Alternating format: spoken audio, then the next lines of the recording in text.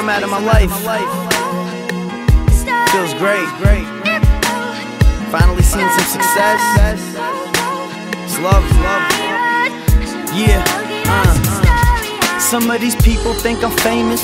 Shit, I guess I am. It's like every time I go out in CT, I see a fan. They like, Webby, you're the man. And I'm like, God damn, this shit is getting crazy. Even though it's been the plan since I sat in 6th grade, writing lyrics on my hand, dreaming of the fame and fortune every second that I can, or I could at the time. Now I'm finally achieving it. So if you really got yourself a dream and you believe in it, then follow it. And if they hate, don't worry about the beef and shit. Keep it moving every day and not for any reason quit. Your friends will say you're changing, a lot will turn her back. Even though it's just a job, nobody looks at it like that. It's my way of making money, my fucking career choice. And they mad I get a paycheck strictly off my voice. But the bad comes with the good when you're chilling in the game. Cause now these chicks are DTF from the moment they hear my name. Like, yeah, it's Chris Webby, by the way. Shit is lovely. It's a crazy world out there, you know. Sometimes you don't realize it until you get there. And then when you get there, you